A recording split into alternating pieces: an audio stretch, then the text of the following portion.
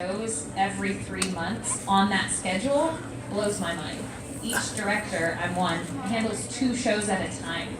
In addition to our old shows from last season or the season before, because they come back around for home video. So we're having to re-review them or add the music in English, or it's a lot more labor intensive than it used to be. So I think that's the biggest change. What was the hardest line you had to record or record session you had to do? The hardest? Ooh, I must have blocked it out because I hate the hard ones. Okay, I can remember. There's a show called Last Exile, Fam the Silver Wing. Has anybody seen that show? Okay, cool. Okay, it's a good one. Last Exile was the original show, and then Fam the Silver Wing is the sequel show. And in it, the characters are from regions, but they don't call it England or Russia or something, and it has some other type of name, but it's supposed to be symbolic of a real country. And there are some Russian characters, and like a whole fleet of them, in fact, and there's a commander and her right-hand person. And the commander character speaks only Russian. Well, even in the Japanese. It's a Japanese actress speaking Russian, or phonetically pronouncing Russian, perhaps. And I was cast as that one. I don't speak Russian, but the director thought that I'm a hard worker. Like, you can do this, Caitlin. Like, I don't know. We had, normally when we record, there's a director and an engineer and an actor, and that's it, 3 people. For this project, we had to bring in a Russian coach, and her name, she's terrifying. She's beautiful, but like in that terrifying, like Russian way. It was amazing. I mean that in the best, that's a compliment. She was tall and blonde and stern and intense, and she was a professional piano player, and oh man. And so she was just there to tell me how to say things in Russian, and to tell me how bad I was at saying them. It was just crushing. It was so hard. They have sounds that we don't make in English, and it was the worst. And I was recording at maybe a quarter of the speed that I normally record at. We should do about 30 lines in an hour, and I was maybe getting through 5. And she's a main character. Eventually the director realized, we can't do this or we won't get the show completed, but this character must speak Russian because she speaks Russian in the Japanese. So instead, I think her name's Tatiana, she stepped in and she played that character because she speaks Russian. Duh, they should have done that from the beginning. But I mean, I was crying, I was so frustrated with myself, like, why can't I get this? Just listen to the sound and repeat it. I couldn't do it. I'm still in the show. Instead, I play her right-hand person, who occasionally speaks Russian, but most of the time speaks English with a Russian accent. So, there we go. And then Tatiana became my inspiration for Lilia Baranovskaya, who is in Yuri on Ice. She's Yurio's ballet teacher. And all I had to do was imagine Tatiana, and the voice came out.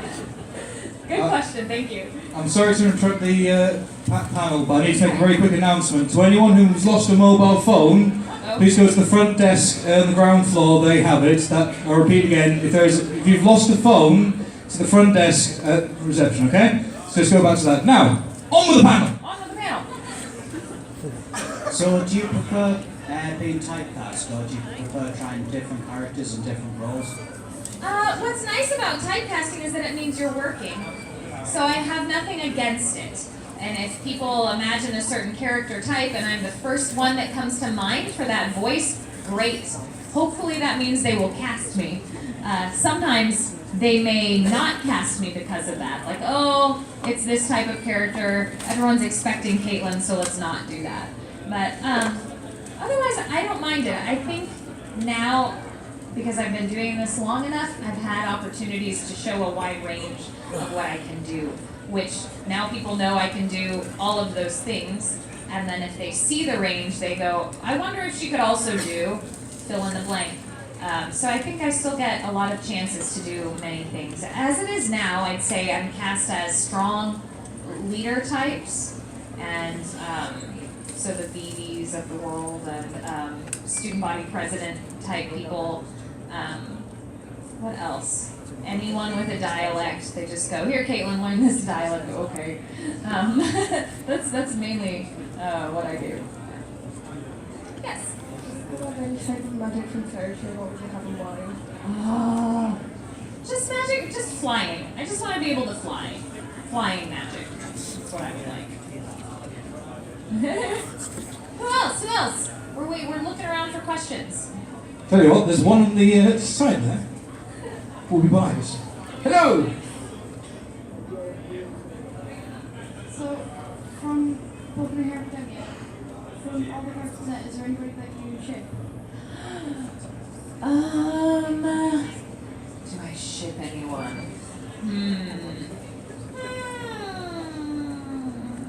I'm thinking.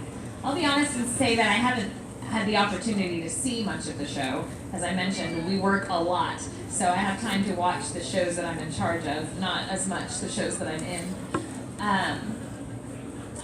Oh gosh, I feel like I know this answer. What are some popular ships in the show? Maybe I just can't think of names. You can just shout them out. Oh no, we're talking about My Hero. Anybody who watches My Hero? What's that? Ochiko and Froppy. Oh, okay, that's one. Of course, there's the Deku and Bakugo. That's a thing. I will say that when I cast the new Cardcaptor Sakura Clear card, which I directed, I knew that there's this Deku and Bakugo thing, so I cast their voice actors as the two characters that are together in Cardcaptor, as Toya and Yukito, because of that. Hi. Hi, where are you? Hi. Yeah. So I know that you loved Oron before you got to direct it, and then obviously you got to direct it. Which Yay! is cool. So I was wondering, like, if you had an idea, like, who you wanted to cast as the characters before you actually got to do it. I made a short list before auditions, so I got to have auditions. And my short list was just to make sure that I heard particular actors in certain roles. Because as I mentioned before, they could come in and choose who they wanted to read for, and what if they didn't choose the character I wanted to hear them as? So I had a short list. From that short list, I don't know that too many people actually ended up being the roles that I thought. I knew that Vic already really, really loved Tamaki, because a mutual friend of ours showed him the show, and he did what every voice actor should never do, and that's fall in love with a show and a character before you know if you will ever get to work on it. So I knew that he loved Tamaki, and I knew that I would read him for Tamaki, and thankfully he was the best one for the job, so he got the part. But other characters, like Greg and Todd as the twins, that was not on my radar at all. I didn't know what I was going to do. I knew it needed to be two voice actors because the Japanese use two voice actors, but I couldn't think of two people that sounded enough alike. And Greg and Todd really have two very different voices, but the quirkiness about them made it believable that they could be brothers. I don't know. They play the same type of roles, so that's how that happened. If you can believe this, J. Michael Tatum was not originally cast as Kyoya. What? It was Troy Baker. It was Troy Baker. He was magnificent, but Michael owned that role, and Kyoya is my favorite character in the show. But originally it was Troy, and Troy just got too busy. It was around the time that he moved to California, and it was just impossible. So Michael it was, and Michael it forever shall be. Oh, that's great. I'm trying to think of other characters that I thought might be somebody else. I mean, I did not intend to cast myself as Haruhi originally. My short list for that was pretty much any female actress that you can think of that is good at that type of male voice. But I ended up using them elsewhere in the show for other things, and in parts where they were less interchangeable. You know, Brina as Hito, the little 5th grader guy. I can't imagine anybody else being that snarky and adorable. So that had to be her, and Yeah, whew, man. 10 years ago we did that show. 10 years ago. Crazy. Question. Hi. What's the hardest part of directing? Oh. The hardest part of directing is time. There's not enough time you have to make it as good as it can possibly be in the time that you have, and that's all the time that you have. Because of the demand right now in the industry to get stuff as soon as possible. So, and even if it isn't demand for last week's episode right now, it could just have more to do with we need to get this group of things out in time before some other related thing happens to encourage people to actually buy the thing instead of downloading the thing illegally. So that's I just want to have more time. That's all. Hello. Oh, what? Hi.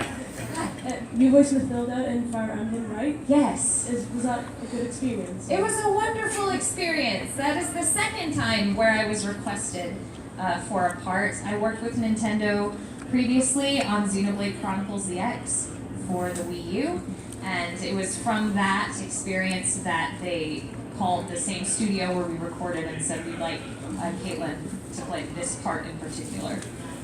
So that was very special.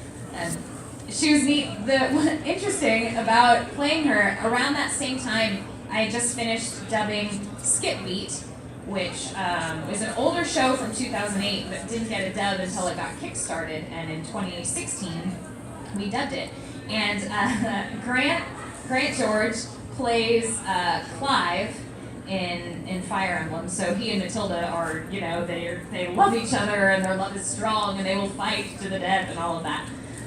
But in Skip Beat, he plays my ex-boyfriend, who is horrible to my character, and she goes through the whole show just trying to get revenge on him. So it was a big switch to have to hear his voice in the headphones and be like, no, I love this person. That's real acting. Hi. Hi. Out of all the characters you voiced, who's your favourite? It's hard to say a character that's my favorite. I mentioned that I love playing Haruki probably the most because she is such a different type of character than any other character.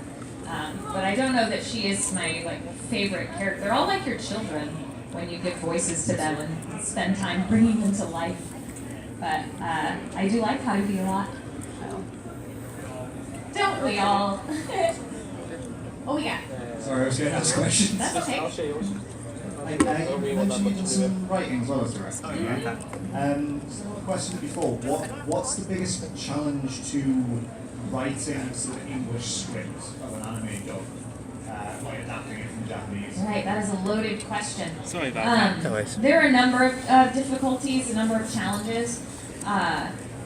Obviously, when the Japanese version make reference to or utilize wordplay and puns. The Japanese love puns and jokes based around words. So the pun itself will not translate because puns are about the way words sound, and our version of that word, it just doesn't work.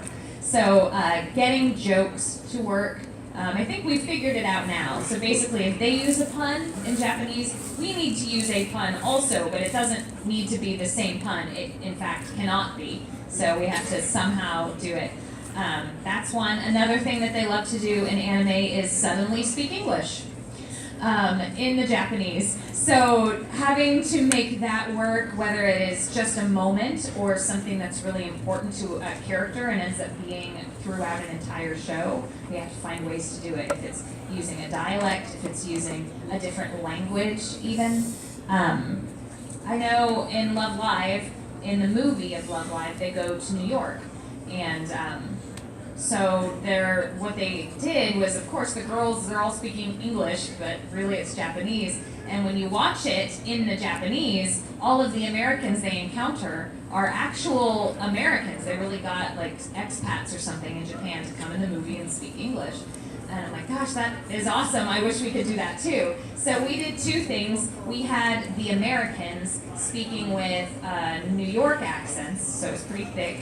or using words that would not be commonly learned in a Japanese English class. For example, the girls are going to have a concert, which they call a live, but they're talking to some Americans in the park, and those girls call it a gig. And the Love Live girls, they don't know what that is. So things like that we gotta do. There's so many tricks to it. Obviously, timing. The Japanese they're not as strict about the voice you hear matching the mouth movement, and we absolutely are. There's just something about our brains that if what you're hearing doesn't match what the mouth is doing, you will immediately assume that the quality is bad. But it could be the best actors ever giving voice to those people, but if it doesn't match this, you don't care anymore. So getting that timing down is really important. Dealing with jokes and dealing with use of English or any other language. Those are, for me, the hardest challenges. Great question, thank you. Yes? Hi. Hi. So, is there anything new that's coming out lately that you're able to tell us about, like a second season of Absolute Duo or something? Oh, I'm a Brit in that one too. I don't know anything about more Absolute Duo, but that show was really silly and fun to work on. So if there was more, I would gladly do that. What I've been working on, I mentioned Cardcaptor Sakura Clear Card. That just ended. Right, I think the last episode will air while I'm here, so hooray. The other thing that's been occupying my time is Free. You guys know the franchise Free, the swimming show? Yay! I don't know when the movies will make it over here, but there are 4 movies, and I just directed all 4 of them in about 2 months. So it was wonderful, and I loved it, and I love all my swim boys. And I hope that you will watch it and get the opportunity to watch it. It's some good stuff. Good stuff. Yes? In Oran High School Host Club, out of which 2 characters do you ship the most? Which 2 characters I ship most? I personally love the idea of Haruhi and Kyoya. Love it. Though it's hard for me to fully ship it simply because I don't feel that Oran is a show about that. But I guess that's what shipping is. You get to do it whether the show is about people being in relationships or not. I've read the manga though, and it just leads you to be more Haruhi and Tamaki, and that's fine too. But I really love Kyoya. He's my favorite. Here's a question. What's the most unique or challenging role you've had to play? Well, unique is definitely Haruhi, as mentioned. Challenging was also Haruhi, because at the time that I began Oran, I'd never played a character like her vocally before. I'd never, if I played a male role, it was usually a small boy and it was 1 or 2 lines. The kid didn't even have a name. So to play someone that has to be androgynous enough to be mistaken for a boy was new to me. On my side was the fact that she's still young. She's only about 14. And my sound engineer at the time, had lived in Japan and spoke Japanese. So he's like, Haruhi doesn't sound like a boy in the Japanese, but she talks like one. So it was more of an attitude. So I just remembered to have what I considered to be like a young male attitude. I thought back to my friends when I was 14, and all my guy friends at that age, and that's what I'm trying to present. So if she sounds a little bit like she's from California, like she's a surfer or something, that's what happened. that's where I grew up, so sorry. In Iran High School Host Club, what is your opinion on Tamaki X Kyoya? I think that they're best friends, but I don't really think that they're into each other that way. Tamaki is too into Haruhi, though he doesn't realize that that's what it is. If you ask Michael Tatum, he would say that he feels Kyoya is probably really into Tamaki, but I don't get that out of it. Tamaki's too much a Haruhi person. Where'd you go? Hello. Oh, there you are. I found a hand that's been hidden behind a pillar. Oh, sorry. Who's your favourite character from Black Butler? My favorite character from Black Butler, he's awful and horrible, but I sure love Alois Transi. He is wretched, isn't he? We're like, why do you like him so much? Because Lucy Christian's performance as him is stellar. She just blew my mind. She's so good. And I think I also auditioned for Eloise and really liked it. You got some really juicy things that you get to do as an actor playing him. So because of that, I really like his character. Sorry that he's horrible. What is your workspace like as a voice actress and also as a director? That's so fun. What's your workspace like? So at Funimation, I'll tell you a story. We used to work out of a bank building with some offices upstairs. So the studios were just, imagine like a regular office, right? From the edge of the stage to the wall over there, not terribly big, with a thing called a whisper room in it, which is a portable recording studio.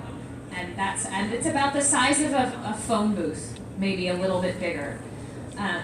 So a few years later, we moved into our own building, and they built a row of, I guess, built-in studios, more traditional studios. You come into a room, and this is the control area, director, engineer, and then in that room is another room with a proper door and a window, and that's where the actor is.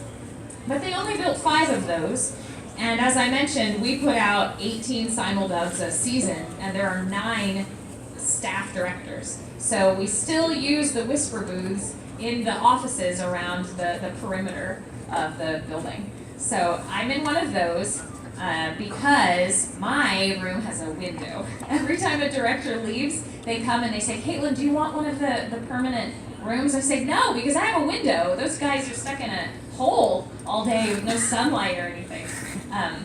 So my room is covered in fan art and toys and figures and plushies and just there's stuff everywhere.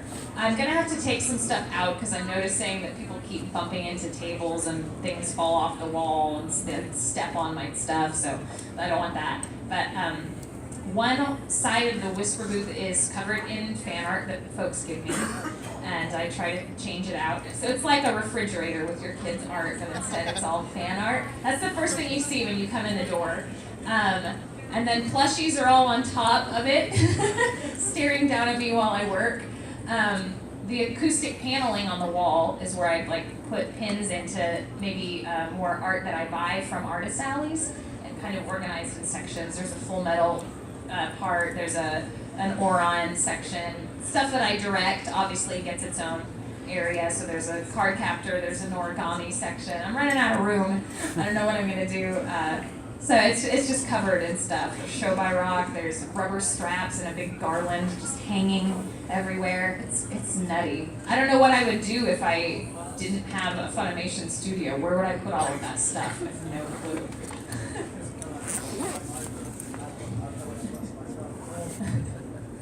So obviously Owen was really popular and it has a manga that goes all the way through to Haruhi and Tamaki getting married. Unfortunately, the anime goes halfway through that. Yeah. There's been a big uproar of fans that want a second season. Right. How do you feel?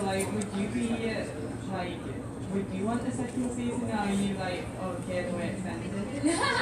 I only get tired of the question because I get it so often, but I love Oron and would jump at the chance to do it again. Absolutely, in a heartbeat. There's so many other fun characters and adventures that they go on in the manga, and I would love to see those things play out. I think the only reason they didn't make more is at the time that the show was made in Japan, the manga had not progressed far enough. So I think the anime is a great standalone anime, the way they left it kind of open-ended, leaves it to where maybe one of these days they make some more. But I think Studio Bones is pretty busy right now making My Hero Academia and other things.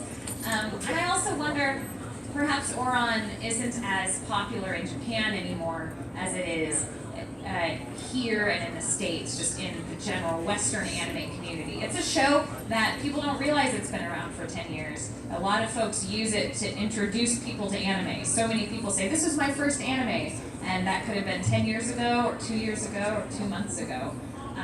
So to us, it's still fresh and new and relevant, but I think in Japan they may have moved on from it. which is why there hasn't been any more. But I would do it, absolutely. We're running over very gently. This will be the very, very Okay, last thing. last one. This question is I'm too shy for long-winded, I'm microphone. sorry, you guys. So, what is your favourite Winry quote, and can you say it like Winry? I can. It's a family con, but my favorite Winry line is, Edward, if you lose, I'm going to kick your ass! sorry, that was inappropriate.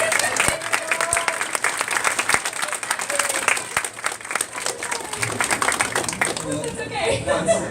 I will give an exception this one time. We've had guests say worse.